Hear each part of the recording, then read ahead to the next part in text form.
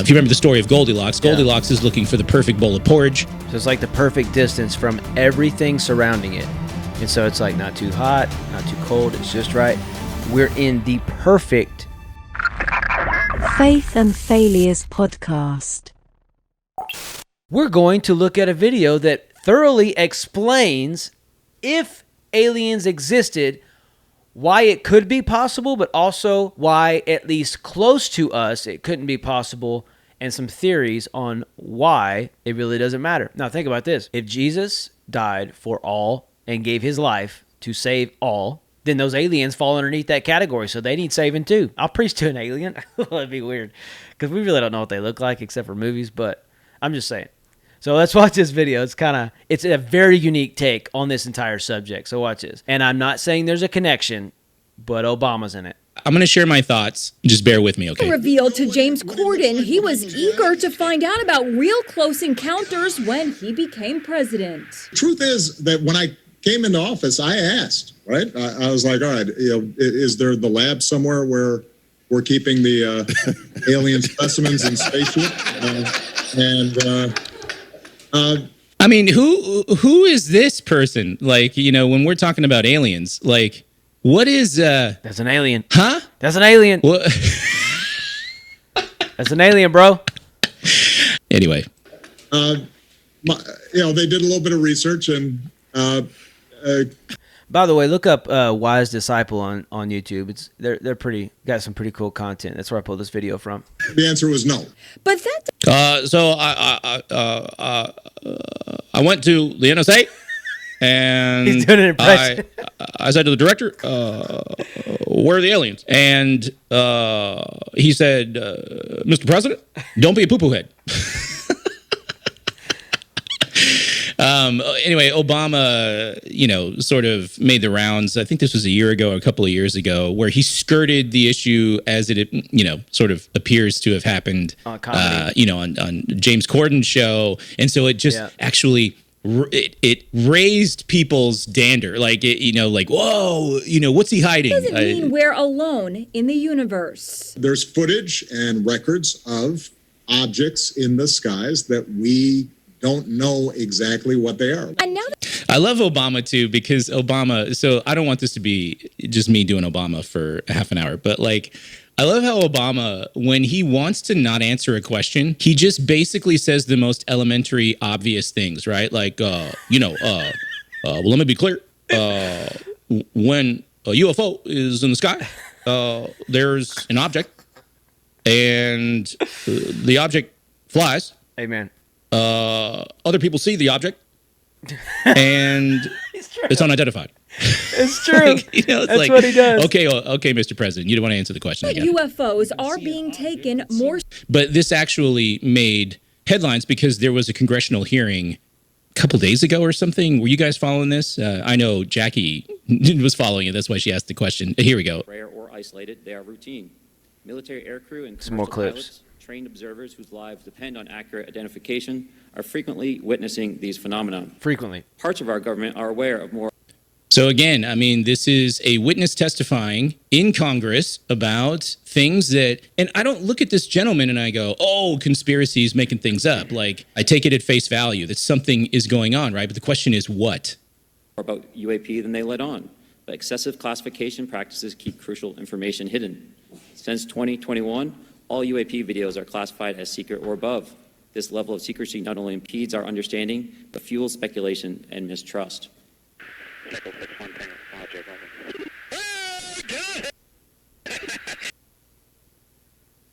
Yeah, I mean, what are we looking at here? It's something going extremely fast, perhaps faster than what the normal laws of physics would allow. I don't know what that is. Looks like a fly.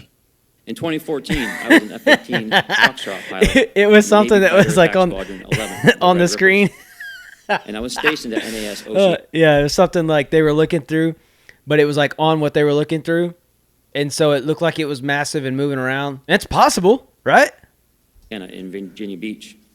After upgrades were made to our jet's radar systems, we began detecting unknown objects operating in our airspace. During a training mission in Warning Area Whiskey 72, 10 miles off the coast of Virginia Beach, So bear with me. So I'm gonna give my thoughts on this, which may or may not blow your mind, depending on which side of the aisle you fall.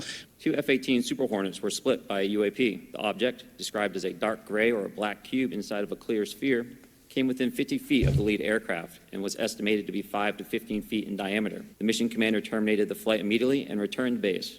5 to 15 feet in diameter. That's not very big. Submitted a safety report, but there was no official acknowledgement of the incident and no further mechanism to report the sightings. Soon, these encounters became so frequent that aircrew would discuss the risk of UAP as part of their regular pre-flight briefs. Right. Clearly, something's going on. If it's being detected by our, so that's interesting. Look at that. That's interesting. If it's being detected by our physical instruments, then clearly something material is being tracked, right? I mean, this makes sense. Yeah. I take it these are all taken from... Pilots are reporting UAP at altitudes that appear above them at 40,000 feet, potentially in low Earth orbit or in the gray zone below the Kármán line, making inexplainable maneuvers like right-hand turns and retrograde orbits or J-hooks. Sometimes these reports are reoccurring, with numerous recent sightings north of Hawaii and in the North Atlantic. As we looked around, Right. we noticed that we saw some.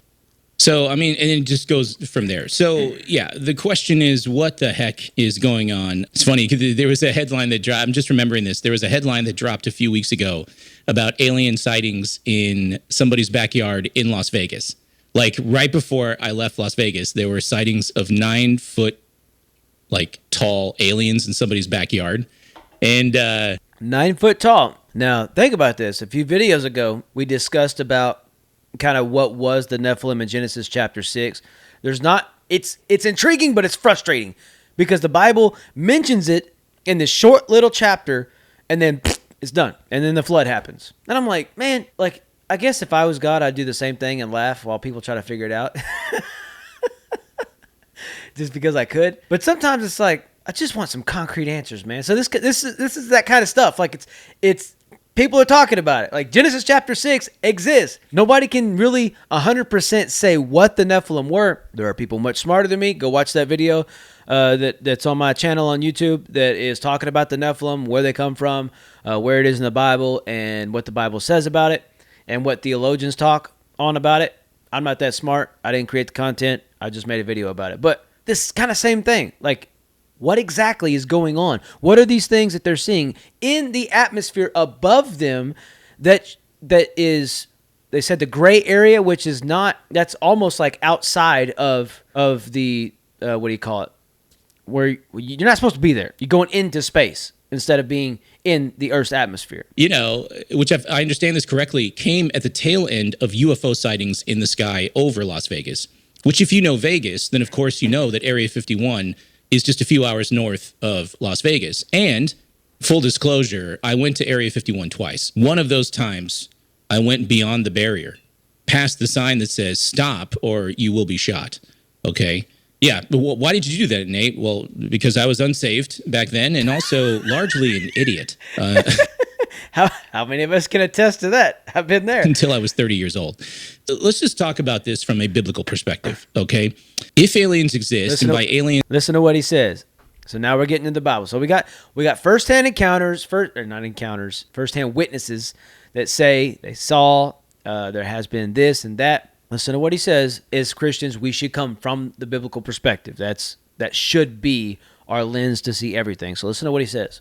I mean beings that live on another planet somewhere out in another galaxy in outer space. This doesn't change anything about Christianity or the revelation that we have from God's holy scriptures. I don't think I'm saying anything controversial at this point. We are given very limited information about humanity. Yeah. Limited. There's only, the Bible is 66 books that was written thousands of years of history, but it is a limited source of all that exists. It follows a certain path of people. That makes sense? In the Bible, that we were made in the image of God. We are given the reason and the purpose as to why we were created. We're given a lot of insight into our current fallen nature and how that has affected our relationship with God and with the people around us.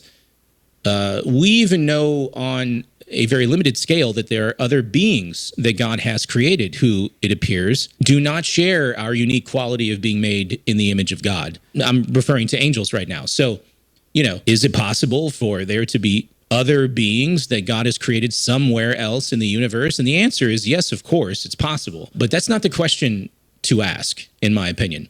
I think a better question to ask is it plausible that the experiences that folks are having are with alien beings from another planet in our universe? And as far as I can understand, as I understand the issue, the answer is no, it is not plausible. There's a really great book.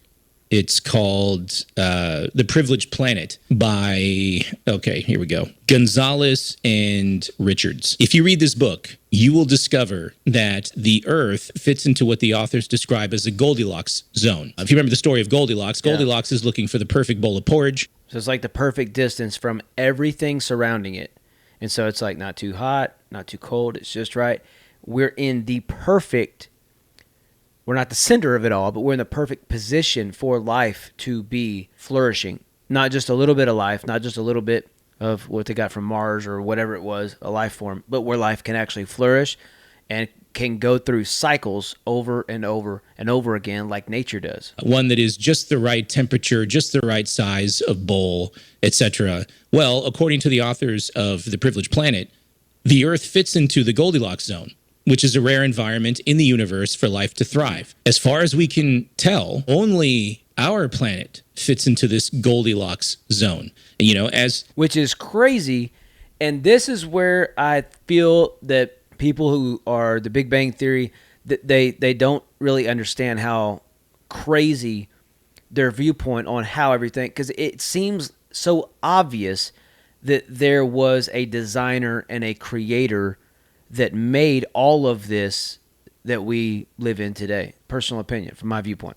As we use our instruments to observe other galaxies, we are not finding other planets that also fit into this Goldilocks zone. And by Goldilocks zone, I mean a planet that is the right zone, the right environment. In other words, the planet is not too big, it's not too small. It has the right amount of water on the planet to provide an environment for life. It has the right amount of carbon present for the right chemical reactions to take place for life. There are the unique protections that some of the other surrounding planets and celestial bodies, so to speak, like the moon, provide our planet. Stuff like that. That creates this kind of an environment. Which are necessary for a species to reproduce, to live out years of life, to die, and then carry that on as reproducing and reproducing over and over the life cycle, over and over and over again. A tree grows, it falls, it dies, it makes mulch and makes compost for the next, and then it builds and builds and builds. All the little animals going through the woods, they put down compost. Everything is nurturing the environment, but other planets that they have found so far with instruments they're sending out has not been able to find something that can not only sustain life, but be able to reproduce and make the life cycle continue, which is important because things that are extinct cannot keep going in their life cycle. They're getting smaller and smaller and smaller until eventually they don't exist anymore. And that's the same thing with out there. If something does exist or something is on a planet or they find something, it's not a lot of something, it's just a trace of something that maybe grew, died, and could not keep going. So the life cycle is very important on planets. If it doesn't have a life, we hear of dying stars all the time. You see them up in the sky. They say, like, if you see them real bright, I think it's like the gas, it's like exploding, the gases, whatever. There's all kinds of theories that I've heard, but whether they know that or not, I'm not sure. But not appear to be another Goldilocks zone out there in the observable universe. So that's why I say this is not plausible that there are alien beings from another planet. But, okay, let's concede that for argument's sake. Let's say they do exist. Okay, well, now they need to travel all the way here. The problem is the nearest galaxy is something like 25,000 years away, and that's if the spaceship travels at the speed of light. Yeah. So now we're talking about beings that would have to live unbelievably ridiculous long periods of time and in order to survive getting here. And that's why I say it's unlikely. It's implausible that there are alien beings from some other planet in a galaxy far, far away traveling here. As many of you are, Star Wars fans, I hate to disappoint you. There are no Wookiees. Anyway. Yes, there are. It's called Bigfoot. Now, maybe we're not dealing with interstellar travel, right? Maybe we're dealing with interdimensional travel. Now here he talks about something that's kind of crazy, and he kind of brings in some. Now, I say this all the time when I watch a video or we look at a channel. I'm not saying because I'm watching their video, I completely endorse what they're saying, but I think that some of the material they put out can be useful into gaining maturity, gaining understanding, and gaining a spiritual advancement in our hearts, minds, and souls. So listen to what he says, and it's kind of, I've never heard this before, and it's pretty cool. So listen about it. That's more interesting. ET phone home, that's right. Because the Bible appears to touch on this notion, right? You know. So he just said interdimensional. So listen to what he's going to kind of describe this as. And when he says it this way with a science framing up, like framing it up with science talk and vernacular, it kind of makes sense, and it's kind of unique in the way that he says it. Well, okay, Christians in the audience, here's a question for you. Where is heaven located? If you look at the creation account in Genesis and you sort of, reflect on what we know about science, well, then clearly God created the universe at a finite moment in the past. This means that space and time and matter, all these things came into existence at some point. And if you rewind time enough down to the moment of creation, what you have before creation, if I can use those words to make sense of that moment, what that is an environment outside of space, time, and matter. To the best of our knowledge, to me, this is another dimension. The Bible characterizes this as a spiritual realm where a spiritual battle is taking place. And so if you go to Ephesians chapter 6, let's do that real quick. For we do not wrestle against flesh and blood, but against the rulers, against the authorities, against the cosmic powers over this present darkness. Now think about this. Some people who go to church. Now here, I don't know where you're watching from. I know I got some people in Australia, some people in Europe, and a few people in Canada that watch my channel. But I want you to think about this. Like we, all the time here in East Texas, go to church. So for anybody to go to church is just normal hat here. I don't know how it is for where you live, but here it's normal. Now when I say normal, what do I mean? It means that every Sunday when the doors are open, or some of y'all go on Saturdays if you're, I think, Seventh-day Adventist or whatever your case may be, you go to church on a certain day. Well, on this day, you do your thing, you do church. You maybe sing, you maybe pray, and then you go home. Okay. But we don't often anyways, or I don't hear of stories or reports of people actually talking about the spiritual warfare that we are in the middle of. And so what he's talking about right here is straight from the Bible. It's not anything weird. It's not anything way out there. It's not something like, it's not on the, some people would call it on the fringes of Christianity, like speaking in tongues, even though that's 100% biblical and it's throughout the New Testament, but we're not going to get into that. The spiritual realm is a real thing. The principalities, the ruler of darkness is here and now has rule and reign over this dominion, over the earth. So listen to what he says. Against the spiritual forces of evil in the where? In the heavenly places. Okay. This aligns, I think, with a dramatic moment between Elisha and his servant. This is the story of, the king of Syria and his army, and they surrounded Elisha, and I think it was the entire city of Dothan, and Elisha prayed and asked God that his servant's eyes would be opened. Actually, let's be very precise here. So verse 17, then Elisha prayed and said, "Oh Yahweh, I pray, open his eyes that he may see," his servant's eyes. And Yahweh opened the eyes of the young man, and he saw, and behold, the mountain was full of horses and chariots of fire all around Elisha. And they came down. So they could not be seen with the physical eye, but he said, Yahweh, Elisha said, Yahweh, Lord God, open my servant's eyes so that he can see what I see. So what does that mean? That means like he would not have known to pray that prayer or to say that to God and ask that this man's eyes would be opened unless he himself could see it. And so to the physical, they were surrounded and they were about to die. But something else could be seen by Elisha, and God made it where this servant could see what Elisha saw. So listen to his thoughts here. Down to him, and Elisha prayed to Yahweh and said, "Strike this people with blindness, I pray." And so he struck them with blindness according to the word of Elisha. So there is something going on interdimensionally, which engulfs and surrounds us. I was watching that Keanu Reeves movie, Constantine. I was watching Constantine, and I, was sort of wrestling with Constantine, the film's concept of the spiritual realm, especially of hell. And the way that visually this movie depicted it was basically hell is just spatially. So this is going to break down. In the other dimension, if you walk between dimensions, it's as if you recognize that hell is around you just in the other dimension.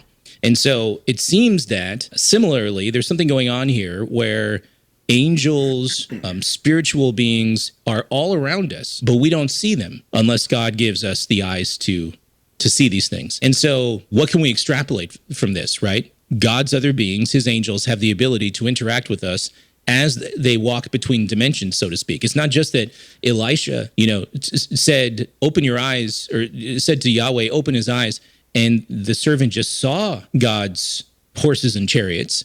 But actually, these things interacted with the Syrians such that they actually became blind. So clearly, spiritual beings can interact with people between dimensions. Now, the Bible doesn't, sort of teach this explicitly. There's not a line that says exactly what I'm saying right now. But I think it's easily inferred from the accounts in Scripture. And part of the reason I think that the Bible doesn't this is the way this is, and this is accessible, this can be seen. I think if that is done, like we as humans, we try to take things, make it our own, and own it. So I think if that was like explicit, like you can do this, you have access to this, we wouldn't need faith. We wouldn't need to go and follow God blindly sometimes and just be faithful.